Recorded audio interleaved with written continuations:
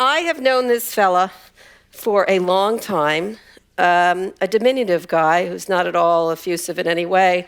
I'm going to try to bring him out. Come on out, shy guy. Marc Benioff, Salesforce. What? Are you going to? Oh, God. What are you doing? Okay.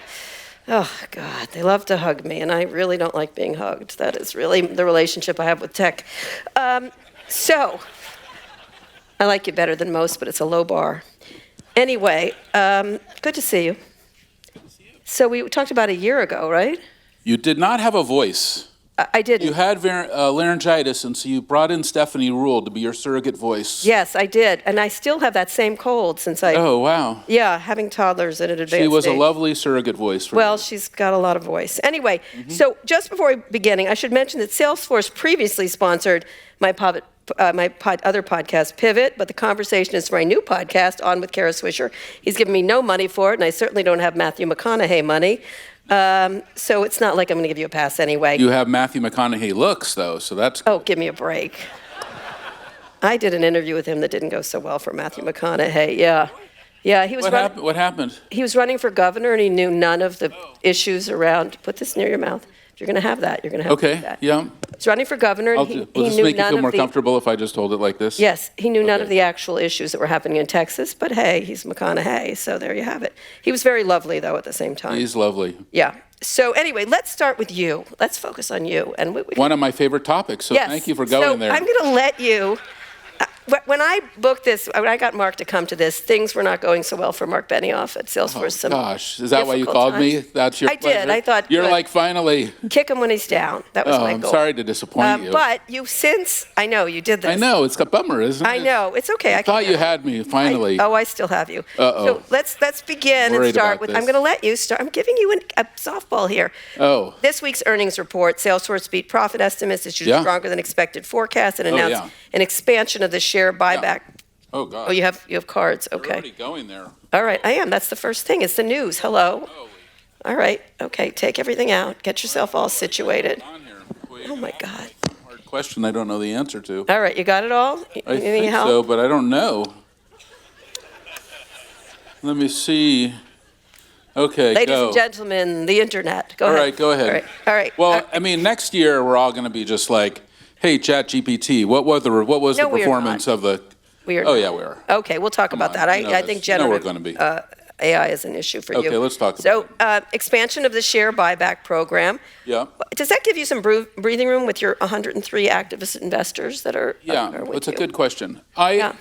We had a great quarter. Yeah. It's probably I think it's probably the best quarter of a software company ever. We did 17% growth. Yeah. We did 29.2% in our margins.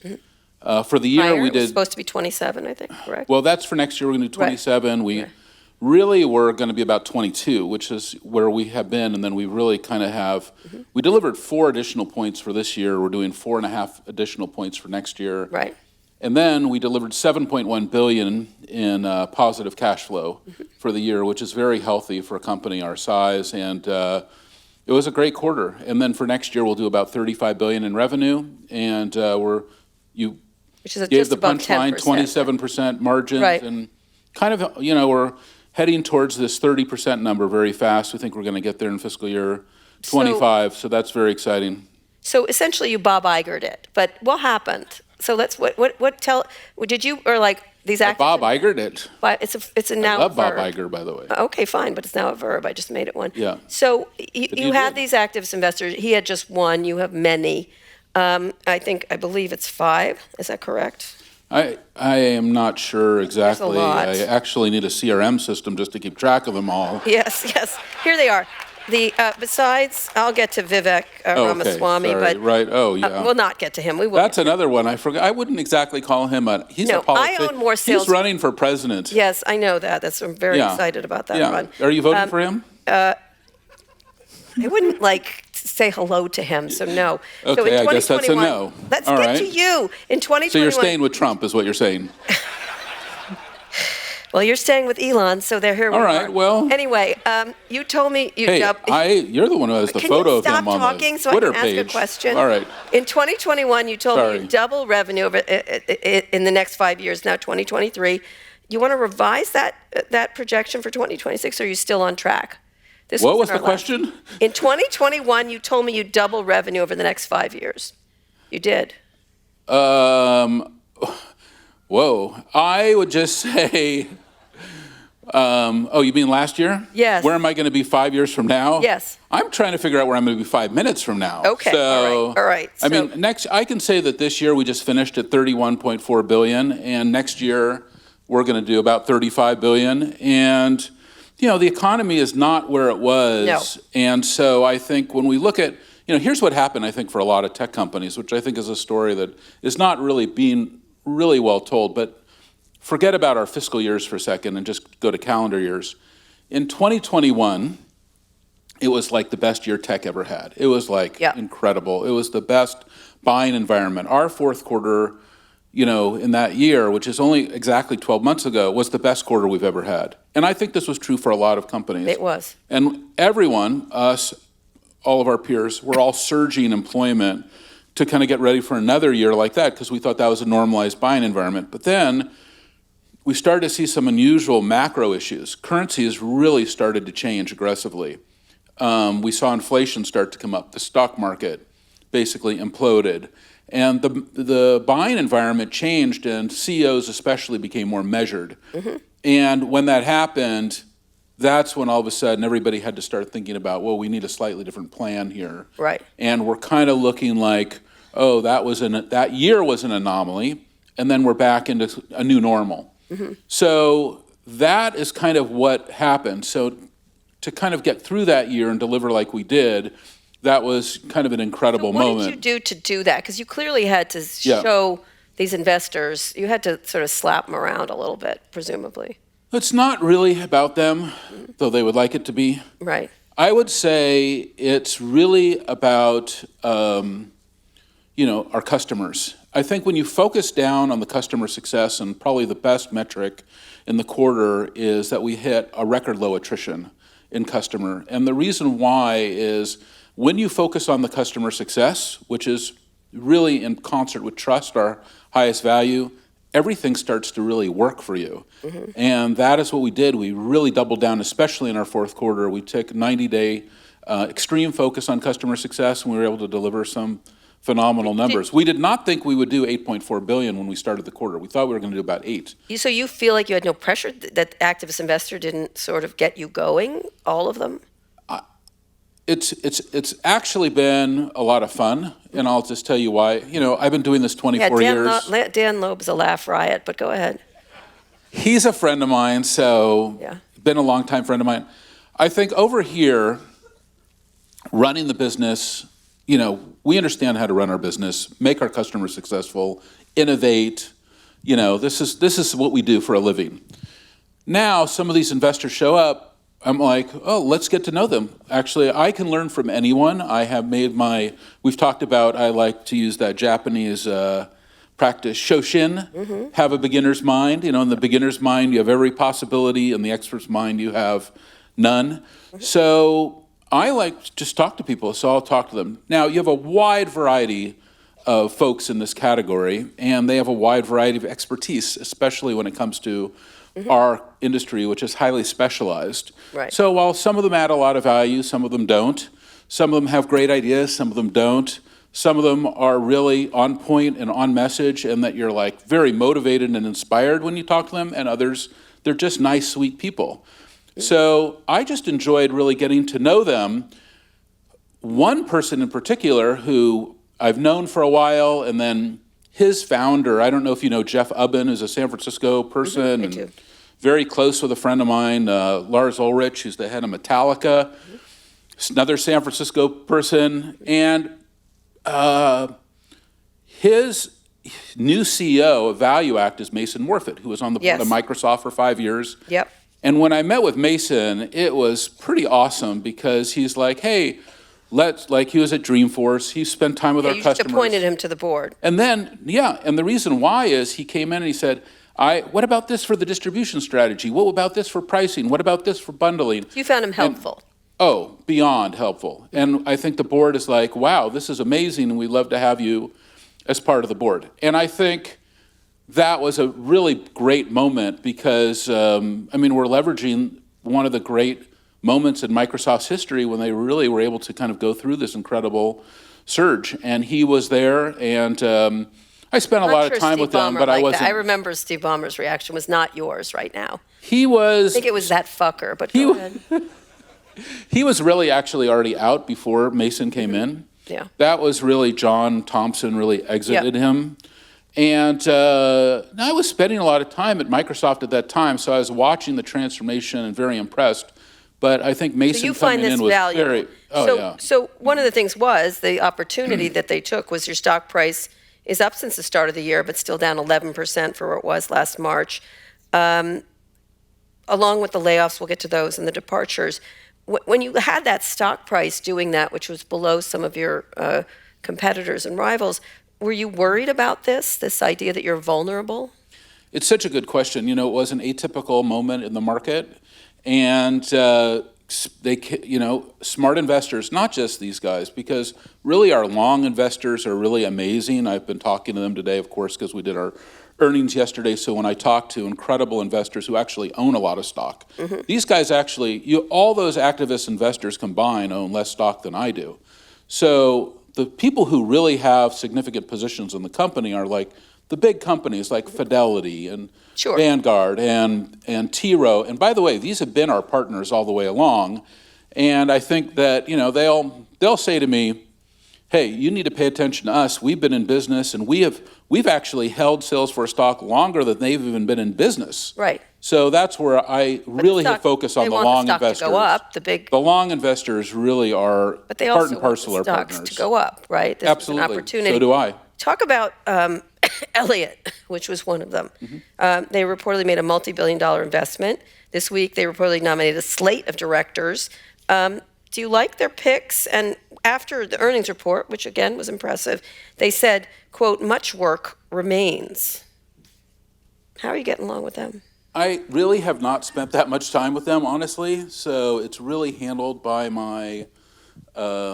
So you're not hanging with him the way you are Mason Moffett, for example? Yeah, I mean, I'm sure they're a fine firm, but we had just... I'm not doing anything... I just have not had that much experience with them, so I don't really know. Were you surprised when they say that? Because they're known for, shoving operational improvements down the throats of CEOs. I think that everyone has great ideas, and I'm happy to learn from everyone. Right. So what... Well...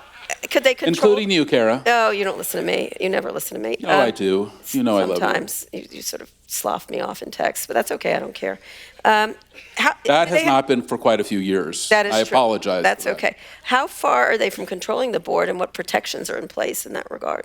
Well, we have an incredible board. Many of the board members Susan, and Maynard, and we just added 3 amazing board members. Talked about Mason. We added Sachin, who is the CFO of MasterCard, who's incredible, and we added Arnold Donald, who's probably one of the great CEOs of all time, a Fortune 100 CEO, Carnival.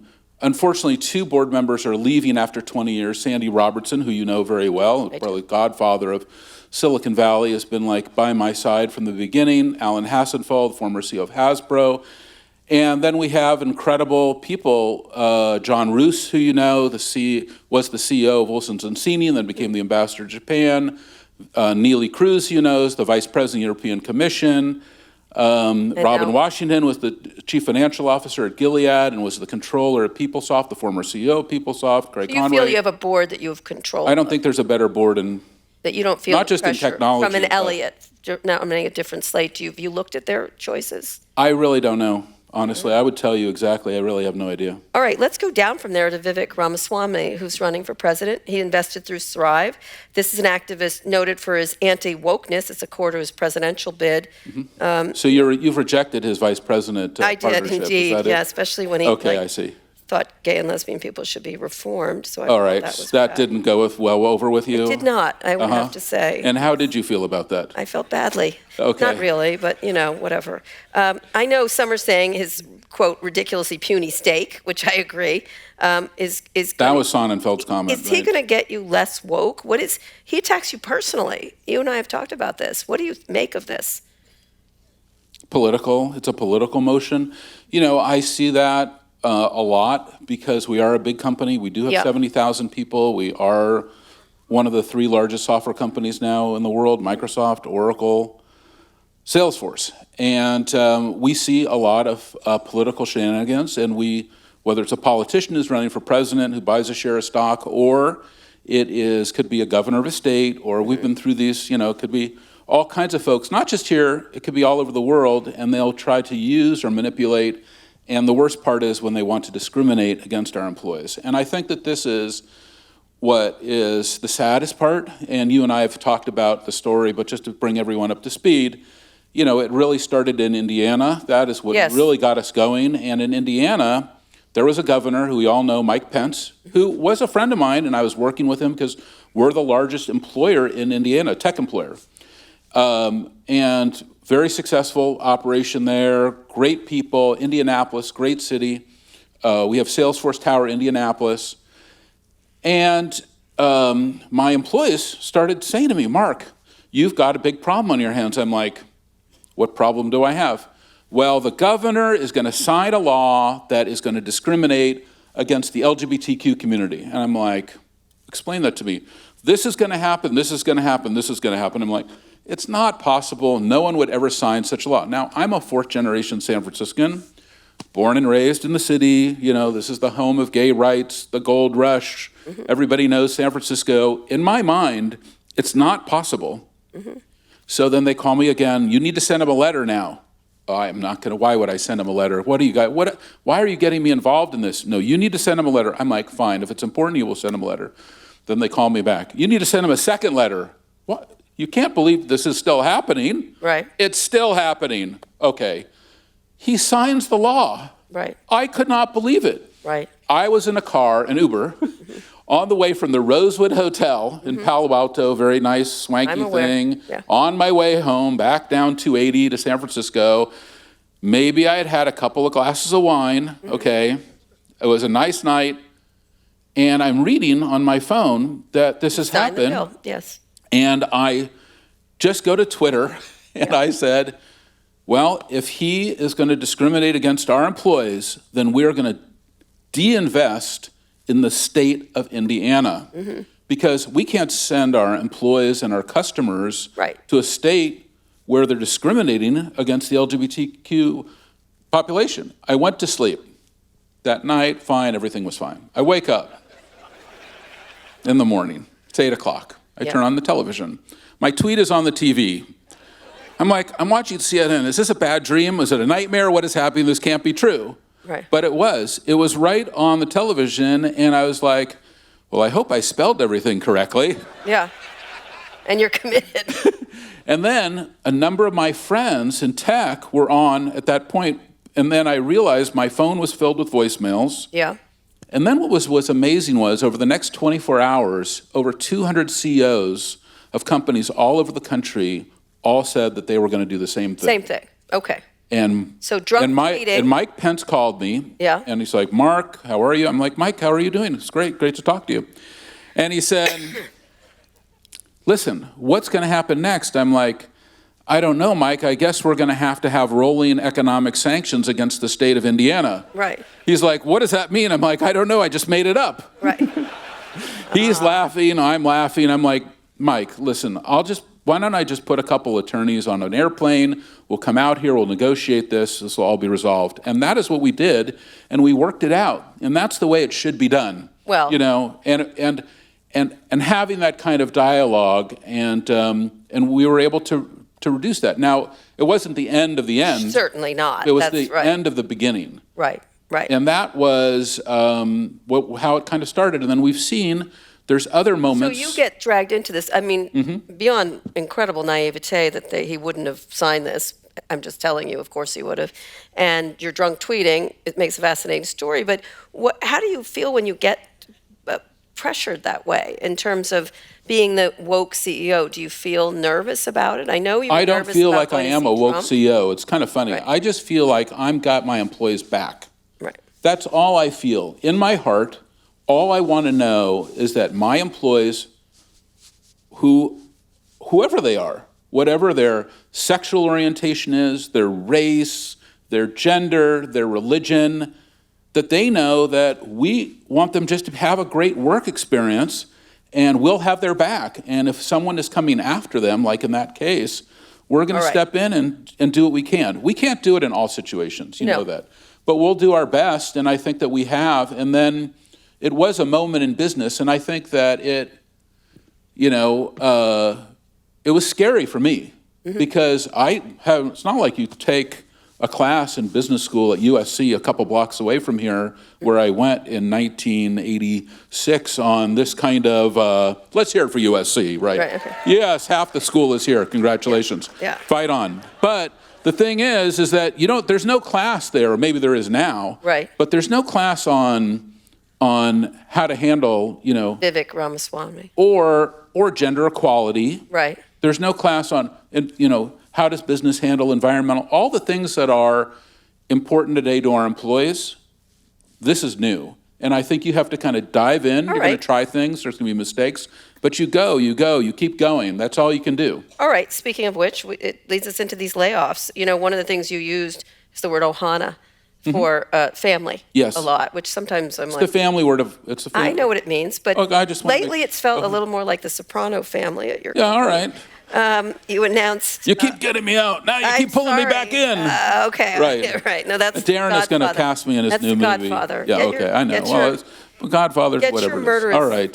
Sorry. Murderous mobsters, correct. All right, but nonetheless, you're laying off about 8,000 workers, like a lot of tech companies. Again, a far cry from the pandemic years when you hired 30,000. Yes, that's true. Is 8,000 enough to get you through? Well, I really think it's, like I said, when we started, like you just said, when the pandemic started, call it January of 2020, here we are now in March of 23. Between 2020 and March of 23, we went from 50,000 employees to 80,000, and now we've reduced, just like you said, by 10%. And I think that that's the story for every large tech company. Right. I think anyone who's telling you that they're not doing that, then they probably were not doing that well during the pandemic because they weren't really riding that buying motion. Well, Apple hasn't, but go ahead, that's the only one. Yeah, I really think for the large companies in our area, it's consistently true. So is it enough? Is it enough? Well, I think you can see by the numbers, we've had a great result. Yeah. And I think that I feel good about our trajectory. The key is that this is not my first recession. I went through 01, 02, that was extremely difficult. We also had to have an employment action. We went through 08, 09, we had the same situation. And now here we are today. And I think that when over 24 years, it's not the same company. The company has transformed, it's changed, it's evolved, it's grown, it's done all these things. But what happens is that as the company matures and grows, you have to constantly reshape. We don't have one product like we had in 2000. We have 75 products, and we have a constant need to recalibrate the company. So I think it's extremely important. Some of your employees were upset. They point out you said Salesforce was a family. You used that term quite a lot. Sure, it is. Did you think you did a good job of handling the cuts, and what could you have done better? I prefer Microsoft's strategy. I really looked at it. They had a layoff that night. They had Sting at a party in Davos, and that was one way to handle it. I think the other way is that I'm a lead from the front person. You know that. Yeah. So I'm not afraid to get on an all-hands call for 2 hours, and it was tough. Because you're having to explain the unexplainable. And yes, exactly what you said. We don't have lifetime employment. And it's sad because we do feel like these are family members, and we're working to place them into our ecosystem and take care of them. A lot of them will hire back, and through the history of these actions over time, most of them actually end up coming back to the company. But it's not easy. There's no rule book here, and there's different ways to handle it. I could just have not said anything. That's much easier. But I don't think that that's the right thing to do. I think the right thing to do is to actually take the bullets. Is there one thing you could have done better? I really think that, you have to be willing to take the cuts. Over 24 years, I have a lot of cuts. They could be difficult situations just like this, that's how you end up with a thick skin. And I think that it's just a hard situation. In business, there's hard situations, and that's one of them. And it's just difficult. And because I'm feeling it in my heart for all of them, and I want to make sure they all land well. And we gave them probably the best, package of any company that's ever had to take an action like that. But still, we're working with people every day to make sure that they land well. All right. And what other costs are you cutting? You got heat for that $10 million contract with Matthew McConaughey, but what other costs do you need to cut? Well, I really am executing a 4-point plan, and the first point is short-term and long-term restructuring. So, I think that I'm looking at the whole company and saying, we've been through 24 years of growth. What are the things that we can do structurally to really address our cost structure? Yes, we've delivered great profits. Yes, we have great margins. We delivered 29.2% margin in the quarter. But the company for sure has more long-term restructuring to do. Just looking at it, all the acquisitions we got. Mark Sester, who runs the conference, he was like our first acquisition we did when we bought Coral. Yeah. And you'd look at, we've done about 60 acquisitions to kind of shape our vision of what Customer 360 was. He was a critical part, actually, of that way back in the, the beginning. Mm-hmm. And I think based on that, you can say we can have short-term and long-term restructuring. We also, when you go through the pandemic, we definitely are seeing that we still have things we need to do in productivity and performance improvements. Yeah, I'm going to ask about that in a second. For sure, it's important. Yeah. And number 3 is, as I said, we have 75 products. But the world in our tech industry is changing rapidly, as you know. And the prioritization of those products is really changing. And putting certain products first will let us invest in the right areas. And the 4th thing is, we have to improve our relationships with our shareholders. It's incredibly important right now. Because of what happened last year, we have to be much more diligent in how we're communicating with them, much more clear, much more specific. So like this morning when I woke up at 8:30, I'm on the phone, with our top investors, explaining exactly how the quarter is, not just letting them read about it. Sure. In the newspaper. What about selling off any of the many companies you've acquired? You're an acquisition fiend in lots of ways. You said you disbanded the M&A group. Do you feel like that's done? That's the growth through that is over for Salesforce? Well, there's 2 different things there. I think one thing is, no, I think that we have some great assets. We took ExactTarget, which was a major company we brought, which is how we became the largest tech employer in Indiana. When we bought it, was doing about $300 million in revenue. It'll do about $3 billion.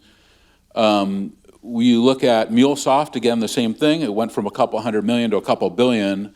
Also, Tableau, sub-billion, a couple billion. And then Slack, which is exciting. We bought it sub-billion, and we're looking at it being a multi-billion-dollar product. And I think these are jewels, and I think that the key is we've been able to weave them together, some at different rates than others, but our long-term vision is very clear that we're building a platform that lets our customers connect with their customers in a whole new way. On a buying spree. You don't see Salesforce being on that same kind of buying spree. I think we have enough. Some people criticize the Slack acquisition. Yeah, I think that we have enough right now. And I think that's a great product, honestly. I just love it. I use it constantly during the day. I don't know. How many people here are on Slack? Raise your hands. Okay, enough said. Yeah. So it's like 60 or 70% of the audience just raised their hands. Do you push back on those investors who say it was overpriced and you shouldn't have bought it, for example? That's not a conversation with our investors. I think when they see these numbers, there was no conversation like that. So, I would tell you if there was, by the way. But I have not had a conversation with any investor like that. Ever, actually. Okay. So I feel very good about that. Journalists actually asked the question because I think that they actually love Slack. Like most of the journalists, like at Time, we are on Slack. Yeah. A lot of the media companies are on Slack. I would say love is a strong word for that. I would say love is a good word, accurate. Yeah, I would say. Yeah. It doesn't suck is how I would say it's great, and I like the sounds, and the whole thing is a very good product. Okay. Let's move on. In 2021, you told me CEOs at other Fortune 100 companies were angry at you for saying publicly that we're not going back to the office. Do you feel validated? Have you changed your point of view? Well, after hearing that cough, I don't know. I should be worried, maybe. I would say... I'm well. Thank you for asking. I don't know. That's a big term, well. Toddlers everywhere. Go ahead. I'm not. Okay. No, we just send them over to your house. Hey, it was my first pandemic. What can I say? Okay. Yeah. Okay. I think that we are in a post-pandemic reality. Yeah. And because we're now in a post-pandemic reality, we have a much more clear sight over the last 3 years. And I'm sure everyone here who went through this, we all went through this together as one humanity, would say, well, next time we have a pandemic, how about this, this, and this instead? Right. But we learned. So I think that when we look at business today, for our new employees who are coming in, we know empirically that they do better if they're in the office, meeting people, being onboarded, being trained. And if they are at home and not going through that process, we don't think they're as successful. But now you're shifted. In December, you sent a Slack message saying that workers hired during the pandemic weren't as productive. This is the most homework you have ever done for any interview that we have done. Usually just shooting from the hip, like randomly. Have some shooting from this the hip. is really impressive. Thank like you, you thank have you, a thank staff you. person who's helped you. Yes, thank you. Thank you. I can't believe it. You've All right, gone to another level of excellence. It's impressive. Well, thank you. I appreciate the compliment. Okay. Well, you're just usually not that organized, but it's good. All right. Are you bringing back people to your big-ass, giant-ass, idiotic building in San Francisco? Boom. That is the kind of thing you get away from the cards and you'll be much better. Yes, it's right here. Giant-ass building. I typed it myself. So we have a lot of those. We have a great, gorgeous New York one, and we have a brand new one coming in Chicago and Sydney. We have London, Tokyo, right on the Imperial Palace grounds, the whole thing. All right. And the thing is about that is that I think that we have two kinds of people. This is how I think about it. We have people who are remote, and if your manager agrees that you're remote. Now, by the way, 20% of all of our employees from day one have always been remote. That is, they are at-home workers. That's going to increase. Yeah. It's going to increase dramatically. Right. Okay. How many of you work at home? Raise your hands. How many of you work in the office? Raise your hands. Okay. I think that you can say. I think that this is kind of the world we're moving into. We're going to have remote, and we're going to have return. And then for return, it's going to be different by like engineering. We've said only comes in 10 days a quarter. For G&A, if you're not classified as remote, then we'd like you to be in 3 days a week. Right. Tuesday, Wednesday, Thursday. And then if you're sales and marketing, we really expect you to either A, be with a customer, because that's what we prefer, for you to go out and be with the customer in their office. Sure. And if not, we're going to want you to be in the office. And that's more of a 4-day a week executive. Other countries, they're much higher rates, 70, 80% back in the office. Do you think the U.S. will do that? Do you see forcing people back into the office? I don't really want to force. Productive? I don't really want to force anybody. I don't think that. I think you got two things. You got mandates and reasons. I think if you do a mandate like what you just said, are you going to force them back into the office? You're going to be in a bad situation with attrition. And I don't think that's we don't want to lose our stars. Yeah. So we don't want mandates. We want reasons. We want to show them, here's the 5 reasons why we think you should be back in the office. And they're like, you know what? I moved to Timbuktu and I just want to be classified in remote. I'm like, great. I totally resonate with that. Let's go. You can be remote. So I think this is the right way for us to think about it. Probably every company thinks about it differently. If we talk to some of the big banks in New York, they have a whole different perspective. Some tech companies are going to say they're going to be 100% remote forever. I think that may work for some companies, but I think and by the way, it's worked for some great companies like, WordPress. They're been 100%. Sure, they've been forever. Yeah, we own a significant part of that company, and I've been very inspired with Matt and how he runs his company virtually. But I think that for us, I can speak for us, our folks are going to be better, especially the new folks, people who really need to learn. In the office. What about your commitment meet people. To places like San Francisco where you need people in the office? Is that still important to you? It's really more important, I think, to them. I don't think this is about me. I think it's more about I want the best for them. I want them to be successful. Yeah. I want them to be successful. I want them to learn the products, make money, enjoy the environment, enjoy the culture. It's not just a big building. It's pretty gorgeous inside. You've been there, and it's stunning. I have issues with your building, but go ahead. All right, well, I'd like to hear about this. I have a beautiful view, and I always looking at, and there's the penis. There it is. Oh, thank you. I didn't build the building, so I apologize on behalf of Boston Properties. Unless you approved. I apologize. Honestly, I hate your building, but go ahead. I ask the whole world to forgive me, and I will forgive the world. Okay, all right, okay. So it could be a mixed thing, is what you're saying. You think you're validated in saying this is going to change rather drastically. I know a lot of you were out front of I've that. informed. We've written our business plan for fiscal year 24, which we started February 1, and it's called V2 Mom. Our V2 Mom process, and we are collaborating. I'm collaborating directly with our employees on Slack.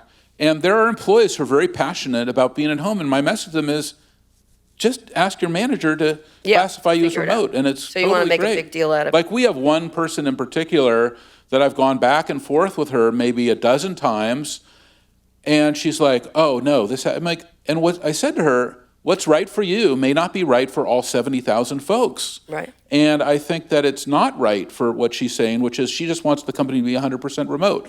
I think that the right thing to do is that different classifications of folks should have different approaches. And if her manager says that it's fine that she's remote, in my opinion, she should be remote. She's doing a task that I think can be done great at home. Fine. But in some cases, folks should be in the office. All right. Speaking of not in the office, Brett Taylor left at the end of January as your co-CEO after playing a large role in the $27 billion acquisition of Slack. Slack CEO Stuart Butterfield also left in January, and Tableau CEO Mark Nelson left in December. Why the exodus? And tell me if it's problematic, because obviously heir apparent is something that's also on the list of things people talk. And you're not the only one. It would be Iger at Disney, lots of people, Schultz at Starbucks. Talk about this.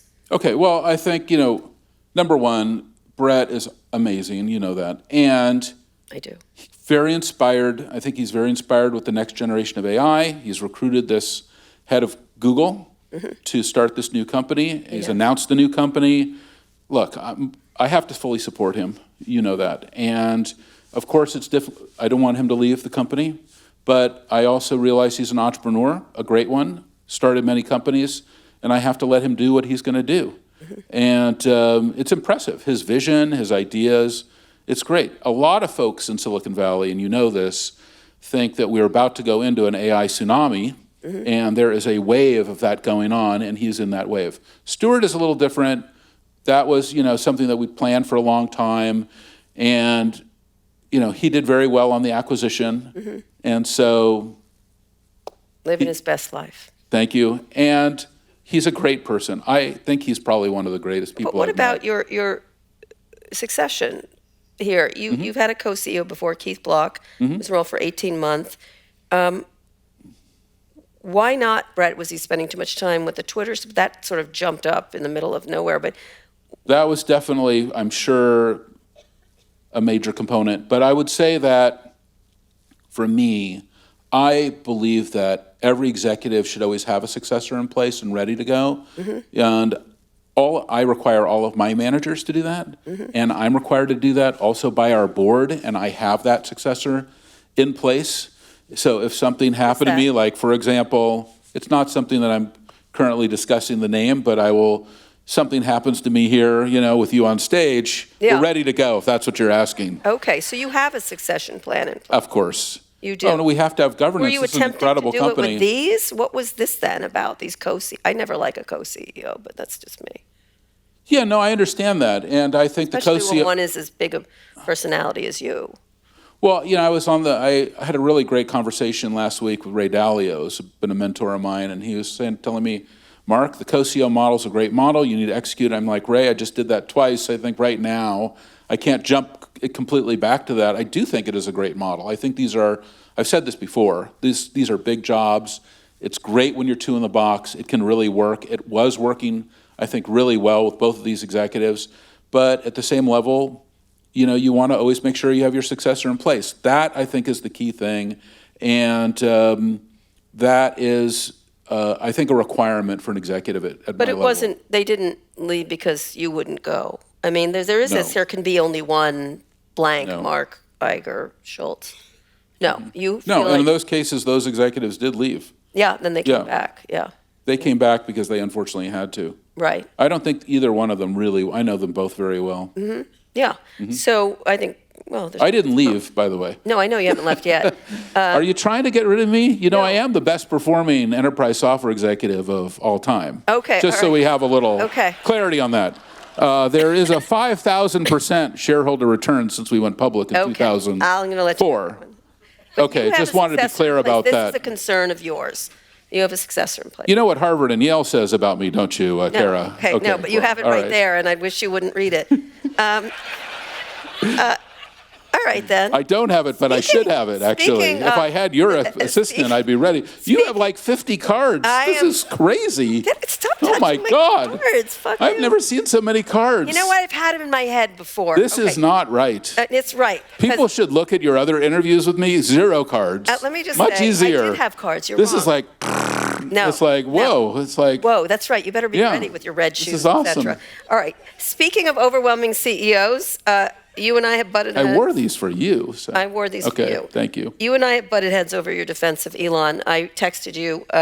Oh yeah, you did. I forgot did. all about that. You That's praised so him funny. on Twitter an hour What and a did I half. say?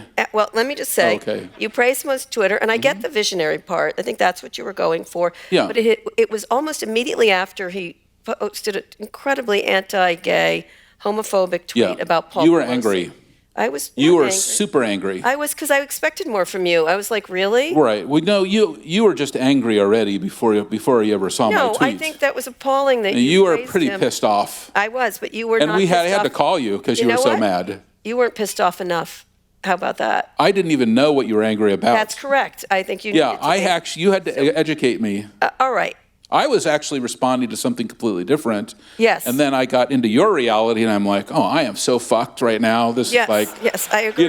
because, it was like horrible. Well, it was unlike you. That's the Well, thing. I just felt I was getting taken apart by you and I didn't even know why. Okay, I'm well- willing to agree when I'm like, oh my gosh, I did something terrible. Right. I'll fall on my sword. We had Boom. an argument, the same thing about Lorraine Powell Jobs, if you remember that. When you I don't remember that either, but oh God, let's not go there. Okay. called her the widow of Steve Jobs. But anyway, Oh, that's okay. God. I think Sorry. she's a person in her own right. No, she is. Absolutely. She's amazing.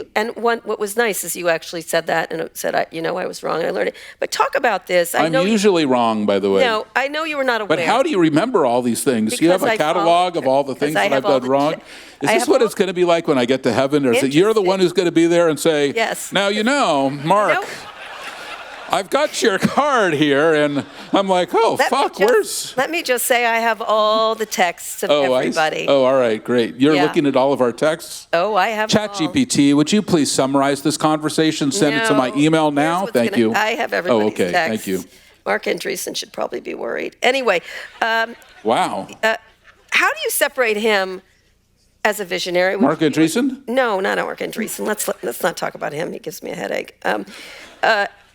Elon Musk, how do you separate the visionary part from what's happening, which is clearly problematic, I would say. I think none of which I think you agree with. You are not anti-gay. You don't do misogynist things. You don't do lame ass, like a lot of this stuff that's going on. But in an interview this week, I'm going to read it all boy. correctly. Every CEO in Silicon Valley has looked at what Elon Musk has done Yep. and asked themselves, do they need to unleash their own Elon within?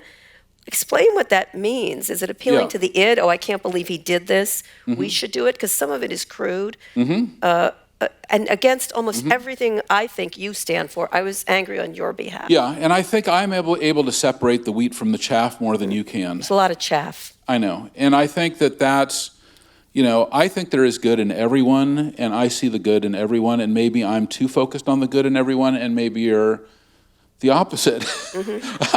I think that I am not always able to see, the dark parts. And that's why I like being friends with you, because you help me to see all sides of the hard equation. not to see the dark parts, because within every... But I think in this literally, case... Scott Adams is great, according to Elon. But let's move on.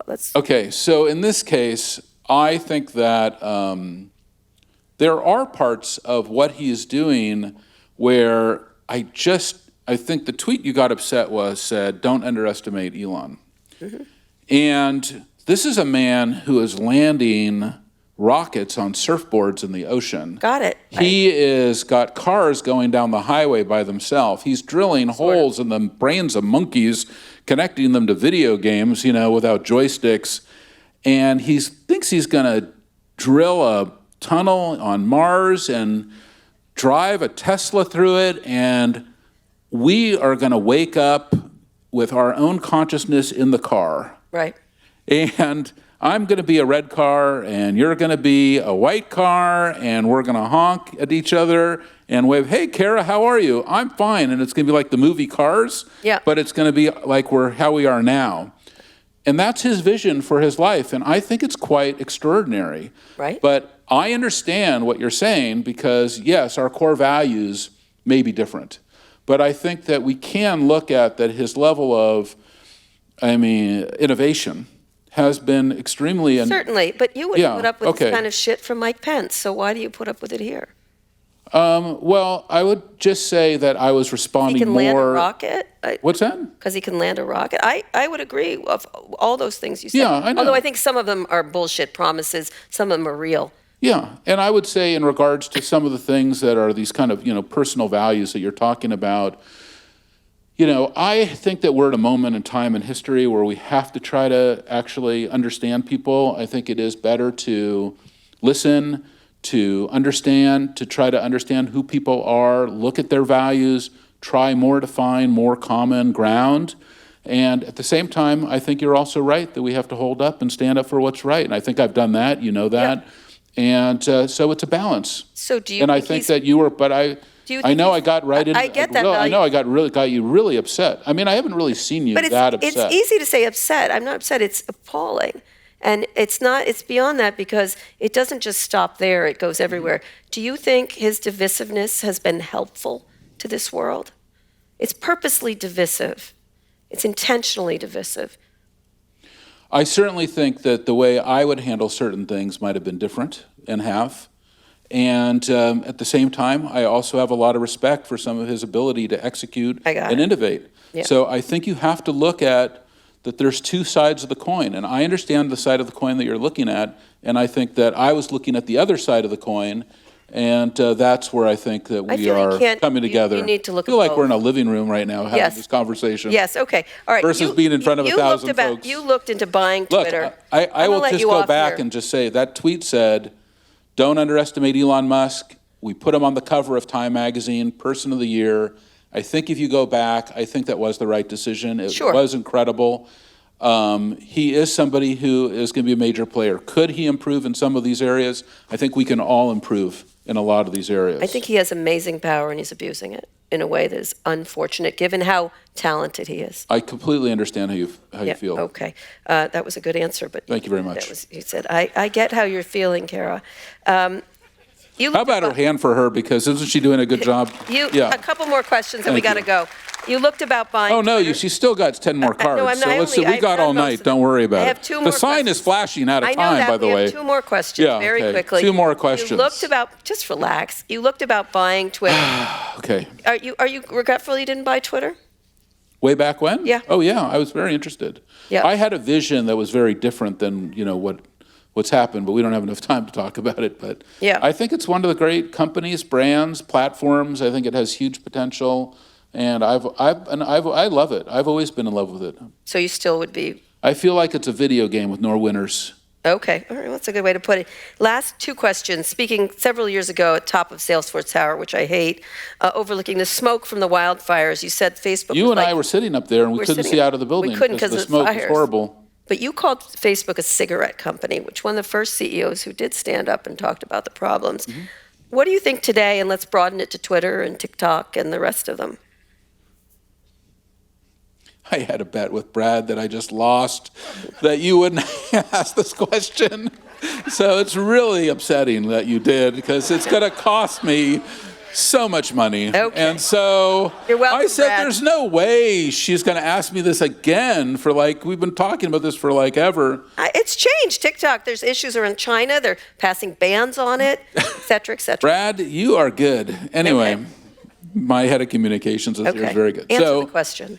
Okay, here's the answer. Business is the greatest platform for change. Let's connect it to what you just talked about.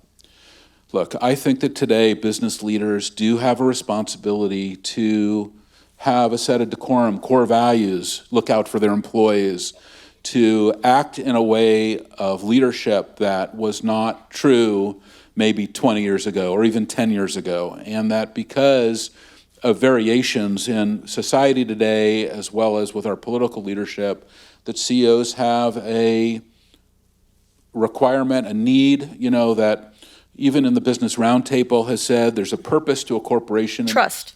It's stakeholder capitalism, not just shareholders. Milton Friedman said that, the business of business is business. It's all about profits. But really, it's about stakeholders. Yes, our employees are critical. Our customers are critical. Our partners, our communities. In San Francisco, we've given $125 million to our local San Francisco and Oakland public schools. You know that we've given hundreds of millions of dollars to our public hospitals. We've given significant money to our public parks. We've passed laws to increase the amount of taxes that businesses pay to support our homeless crisis in San Francisco, started research programs to support and getting homeless off the streets, which has happened. But I feel that in my heart as a San Franciscan with the CEO of the largest company in San Francisco, that's a moral obligation. And that isn't the traditional approach to business. I think that CEOs have moved more in that direction, not all CEOs. Yeah. But a lot of CEOs have moved in that direction, and it is important that we do the right thing. And I've seen more CEOs in the last 5 years since that Indiana example do the right thing than in the you previous definitely 20. avoided the question. Do you still think of social media as a cigarette company? I think in those social media companies, you can see that was a struggle for a long time. I think when we first started having the conversation, they were taking a long trip up the river to Nile. And I think today, they're a lot more snap back into those things. I think you understand it probably much better than I do. All right, I'd love to hear what your commentary is. Do you think that they've changed and I think their business transformed? model's collapsing, and Congress is zeroing in finally, maybe, not effectively, but I think the jig is up, and so they have to find a new thing. I don't think they're doing it out of the kindness of their hearts. What's the one thing you think that those media companies need to do now that they're not doing? I think they should pass antitrust legislation, privacy legislation, and they need to be more transparent about the impact they're having on our society. I think they should get out of the editorial business because they just get sucked up into it and stuff. Mm-hmm. Lots of stuff. And how do you think And get out of the advertising business the way they are. Anyway, there's lots What do you think is going to happen with the Supreme Court and their decision? On 230? They're going to leave it in place. You could listen to them. And do you think that'll be a seminal moment? Leave it in place? No, it was a bad case. There'll be other cases. We'll see. You could hear the judges. Let me just go to my next question Okay, all right, now. no. My very last question. Sorry. And then we have, very nice though, well done. Last question. How do you assess the threat of generative AI to Didn't your we business? already have the last question? You're like this 8 was the minutes last over. question. Oh, stop it. Relax. Will you stop? Wow, you're good. Listen to me. This is the most organized I've ever seen Again, you. It's incredible. thank you for stressing it, Yeah, but okay. generative AI, last word on that. This crowd is... Well, I think we are in a threshold moment for artificial intelligence, and I was kind of joking, but it's true that I think that pretty soon we will say something like, we'll be at home or we'll be on the phone, and we will say, hey, ChatGPT, I'm just using that as an agent, send me a transcript of this conversation I just had with Kara and summarize it to my email and text now, and it's always listening to what's going on. I think that we're not that far away, and where there is a device, a commodity device that is on our ceiling or on our floor that's maybe moving around or following us, or maybe that we're wearing, like the Humane device, that is like paying attention to what we're doing and trying to augment our experience. And that is a new moment. I think AI is not completely there. We can all see that ChatGPT is exciting, but we all have seen what the boundaries are. Sure. As well. It's also, ChatGPT is the ultimate plagiarizer, right? All of the things that it's learning, it got from somebody else. Right. So its boundaries are the boundaries of the content that it's trying to grab. That said, we've seen incredible advancements in AI in the last decade, machine learning, deep learning. Now we're seeing generative AI. It's going to continue. And this is something that's going to require incredible innovation, growth. It's going to transform how all of us work and live. I mentioned my V2 Mom that I just have been writing with my employees. I've been using AI to kind of help me to do that. I think it will augment our human experience, and That, I think, is probably the most optimistic, positive part of it. There's probably a lot of dark parts of it as well that you've articulated very well in the past. Well, we don't need to go there. Go there. But honestly, I think you do just as well with drunk tweeting. I have actually will write a tweet, go to ChatGPT and say, rewrite this tweet for me. And it's fascinating to see like how it doesn't edit or whatever. And it's trained me on my own writing. Make this more inspiring, make this more motivating, turn it into a song, turn it into a poem, turn it into a screenplay. Wow. It's kind of cool. It's fun to see like how this stuff works. You've got a lot of free time on your hands. Anyway. I do. Marc Well, Benioff. Let's keep going. Oh, all right, we got to great. go. We got a great All right, thanks, Kara. Marc Benioff. Great to see you.